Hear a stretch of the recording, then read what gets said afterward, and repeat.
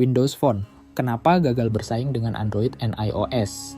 Di awal tahun 2010-an, dunia smartphone dikuasai oleh dua raksasa, Android dan iOS.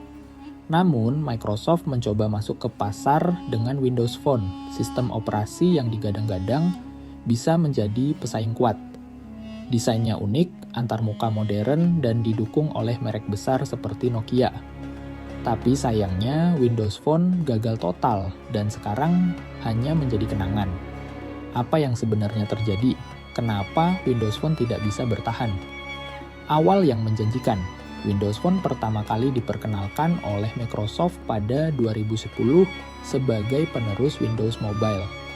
Saat itu mereka ingin menciptakan alternatif yang lebih segar dan modern dibanding Android dan iOS. Ciri khas utama Windows Phone adalah Live Tiles, tampilan antarmuka berbasis kotak-kotak yang dinamis dan informatif.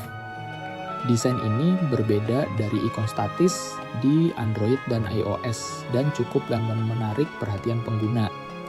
Microsoft juga menggandeng Nokia sebagai mitra utama dan merilis berbagai smartphone dengan branding Lumia. Di atas kertas, Windows Phone punya potensi besar. Tapi mengapa gagal? Keterlambatan dalam ekosistem aplikasi. Salah satu alasan utama kegagalan Windows Phone adalah kurangnya dukungan aplikasi. Saat Android dan iOS sudah memiliki jutaan aplikasi, Windows Phone masih kesulitan mendapatkan aplikasi populer seperti Instagram, Snapchat, dan YouTube. Banyak pengembang enggan membuat aplikasi untuk Windows Phone karena jumlah penggunanya terlalu sedikit. Akibatnya, konsumen pun enggan membeli ponsel Windows karena aplikasi favorit mereka tidak tersedia. Ini seperti lingkaran setan.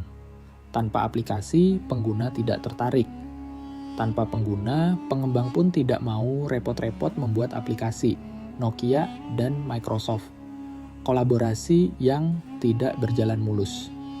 Pada tahun 2013, Microsoft resmi mengakuisisi divisi ponsel Nokia seharga 72 miliar dengan harapan bisa mendominasi pasar smartphone. Namun, akuisisi ini justru menjadi bencana besar. Nokia yang dulu menjadi pemimpin industri malah makin terpuruk setelah menggunakan Windows Phone. Sementara itu, Android semakin mendominasi dengan berbagai pilihan ponsel dari Samsung, Huawei, dan merek lainnya. iPhone juga terus berkembang dengan inovasi baru setiap tahunnya. Microsoft tidak mampu bersaing dan penjualan Lumia pun terus merosot. Windows Simple Mobile, upaya terakhir yang terlalu terlambat.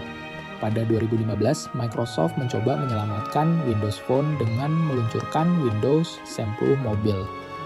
Mereka memperkenalkan konsep Universal Apps yang memungkinkan aplikasi berjalan di berbagai perangkat Windows, PC, tablet, dan ponsel. Tapi masalahnya pengembang sudah kehilangan minat dan pengguna juga sudah beralih ke Android atau iOS. Akhirnya, pada 2017, Microsoft mengumumkan bahwa mereka tidak lagi mengembangkan Windows 10 Mobile. Kesimpulan, pelajaran dari kegagalan Windows Phone.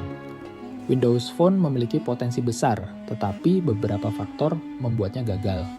Terlambat masuk pasar, kurangnya aplikasi populer, akuisisi Nokia yang tidak efektif, kurangnya dukungan dari pengembang.